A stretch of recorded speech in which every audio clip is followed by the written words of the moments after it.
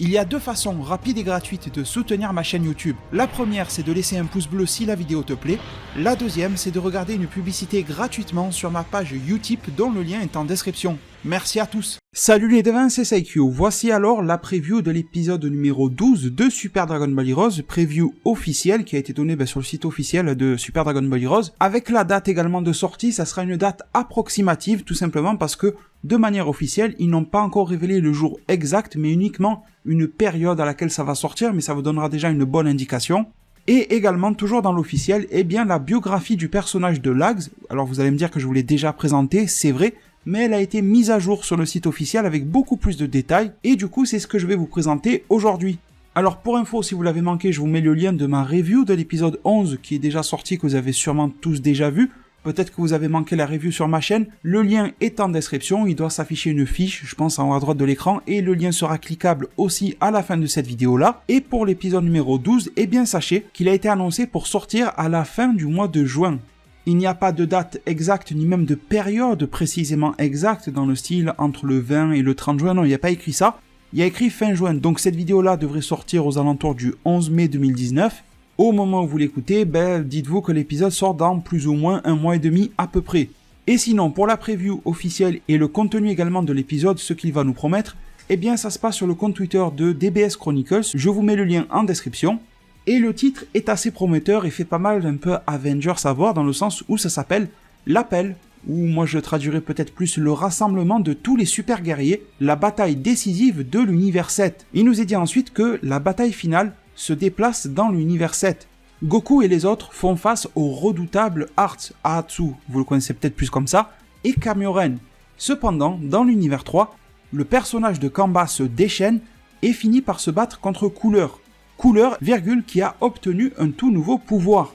Alors cette preview-là est très intéressante et me semble en tout cas promettre un épisode plus hypant que l'épisode 11 par exemple, qui était pas si mal que ça, mais qui était juste bon à mes yeux sans être fou non plus, et je vous l'ai dit dans ma review.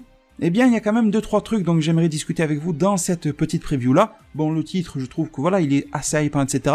Un déplacement dans l'univers 7, et ça, je trouve ça un petit peu étrange, parce que on a Lags, et visiblement on a Kamba, on a Cooler aussi, qui se dirige vers l'univers 3. J'ai eu l'impression que Zamasu et Ahatsu, ça n'a pas été dit clairement, mais se téléportaient vers l'univers 3.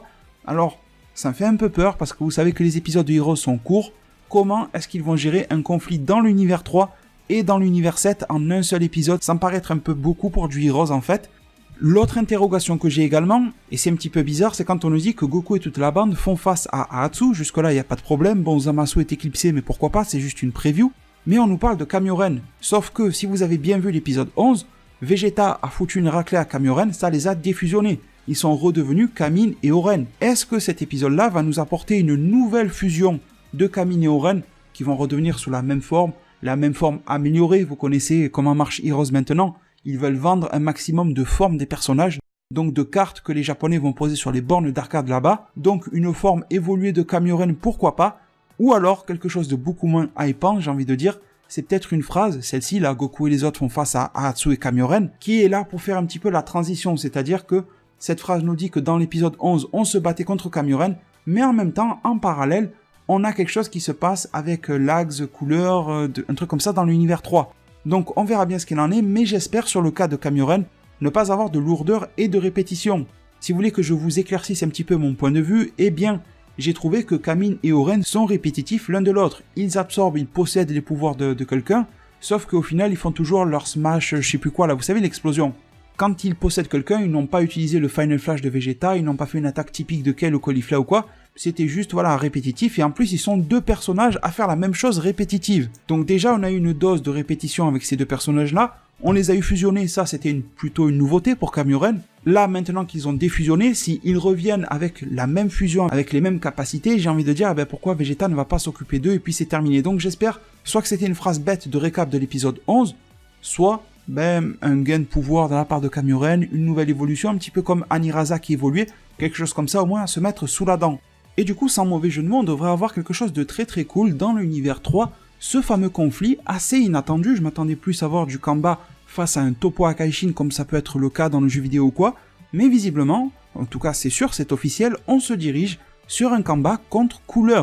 Alors reste à savoir, étant donné que ça fait partie du cadre de l'expérience de Fyu, pourquoi est-ce que Fyu confronte son couleur à un Kamba qui appartient plutôt relativement à son camp, vu que c'est le camp de Ahatsu, au lieu de le confronter à la bande de Goku et compagnie. Est-ce que les deux au final sont du même camp, mais Kamba est tellement enragé et cinglé comme vous avez pu déjà le voir, qu'il va se retourner contre Couleur. C'est quelque chose que j'attends de pied ferme, c'est quelque chose qui nous confirme que le Metal Couleur que vous avez vu revenir à la fin de l'épisode 11, est bien évidemment un Couleur totalement boosté qui n'a absolument rien à voir avec celui du film Dragon Ball Z de l'époque. Ça devrait être un Metal Couleur qui est sûrement capable de mettre une petite raclée à un Goku SSJ Blue, quelque chose comme ça. S'il est capable de tenir face à un Kamba qui va nous sortir du SSJ 3 Full Power, pourquoi pas, espérons-le, soyons fous, du SSJ 4 pour Kamba, mais surtout en parlant de nouveaux pouvoirs, ce qui m'intrigue, c'est la fin de phrase dans laquelle il est écrit « virgule qui a obtenu un nouveau pouvoir ». Et là, on peut le comprendre différemment selon comment on lit la phrase, parce qu'on nous dit qu'il y a Kamba qui est en train de se déchaîner, etc., qui se bat contre Couleur dans l'univers 3, qui a obtenu un nouveau pouvoir. Du coup, c'est qui a obtenu un nouveau pouvoir, les devins? C'est Kamba ou c'est Couleur? Si c'est Kamba, c'est logique, parce que comme je vous l'ai dit, il a fait le SSJ 1, 2, 3, il a fait le Ozaru, il a une queue, il peut aller vers le SSJ 4, mais si tu penses que le qui a obtenu un nouveau pouvoir est là pour qualifier le personnage de Couleur, ça peut être aussi logique, parce que ça veut nous préparer au fait que le Couleur de Dragon Ball Z, comme je viens de le dire, en termes de niveau de puissance, est à oublier. Il a été largement amélioré par Fyu, les expériences, par l'effet Dragon Ball Heroes en général, et que là, il va défoncer tout ce qui passe sur son chemin. D'ailleurs, pour précision, vous avez été nombreux à me poser la question, le quid de, en fait, on a vu un Golden Couleur dans les premiers épisodes de Heroes, et là, il y a un Metal Couleur. Alors, on verra bien, je peux pas vous l'assurer à 100%, on verra bien quelle est la suite de l'histoire, mais connaissant un petit peu comment fonctionne Dragon Ball Heroes, ce n'est théoriquement pas le même Couleur. Il est possible que ça soit une version alternative d'une dimension, timeline ou autre, vous voyez, différente du Couleur que l'on a déjà vu dans la série.